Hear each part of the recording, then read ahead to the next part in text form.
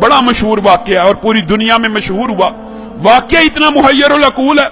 सऊदीया रियाज की high court के अंदर केस चला, अखबार ने सुर्खियां लगाई। केस क्या है?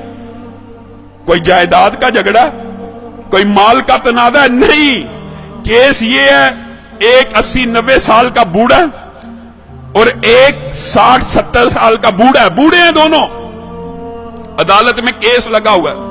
केस भी अजीबो गरीब नौइयत का। केस ये है, 70-80 साल का जो बंदा है उसके पास उसकी 110 साल की वालिदा मौजूद है। छोटे बेटे ने मुकदमा किया हुआ हाई कोर्ट के अंदर, नीचे से आते आते हाई कोर्ट में आ गया है।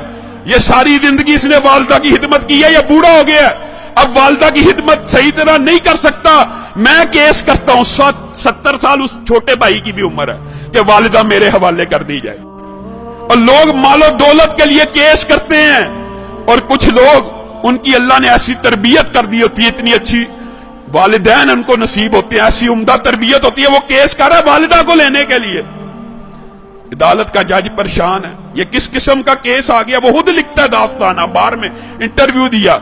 मैंने उनका पैचअप कराने की कोशिश की, 15 दिन तुम रख लो, 15 दिन। बड़ा बेटा कहता है मेरे पास रही है, मैंने अब छोड़नी ही नहीं। अब चाहे मेरी उम्र 80 साल हो गई है, एक दिन भी अगर मेरी वालिदा मेरे बारे में शिकायत करे, मेरे छोटे भाई को दे देना। छोटा भाई कह रहा है ये अकेला ही जन्नत कमाने लगा हुआ, मेरा कोई हक नहीं वालिदा पे, इसने इतनी उम्र खिदमत कर लिया, मेरा भी हक है, ये बूढ़ा हो गया। पैचअप करने की कोशिश की, पैचअप नहीं हुई। अदालत का जज लिख रहा है अखबार के अंदर, पैचअप दोनों भाइयों को बुलाया, और अल्लाह का वास्ता है क्या तमाशा बनाया हुआ, अखबारों में खबरें लग रही। एक भाई मान जाए, सरेंडर कर लो, 15-15 दिन। कोई भाई मानने पर तैयार नहीं, कहा वालिदा से पूछ लेते।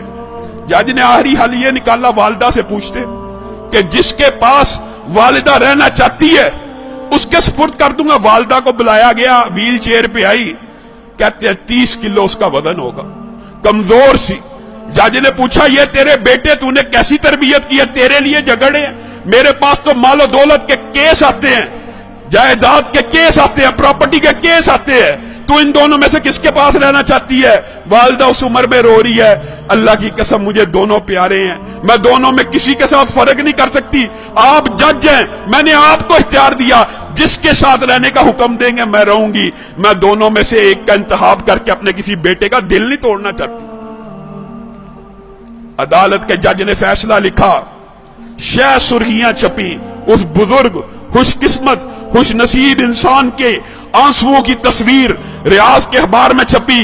अदालत के जज ने फैसला लिखा, इस बुजुर्ग ने 40 बरस अपनी वालिदा की खिदमत कर ली है, अब छोटे भाई का भी हक बनता है। ये बूढ़ा हो चुका है, 80 साल इसकी उम्र हो चुकी है, खुद कमजोर हो चुका है, ये सही तरह अपनी वालिदा की खिदमत नहीं कर सकेगा। मैं छोटे भाई को वालिदा का जो सारी की सारी जिम्मेदारी है सुपुर्द करता हूं। जब ये फैसला हुआ, वो बूढ़ा ज़ारो कितार रोना शुरू हो गया, उसकी तस्वीरें अखबार में छपी। वो कहता है हाय अफसोस, मेरे बुढ़ापे ने मुझे वालिदा से महरूम कर दिया।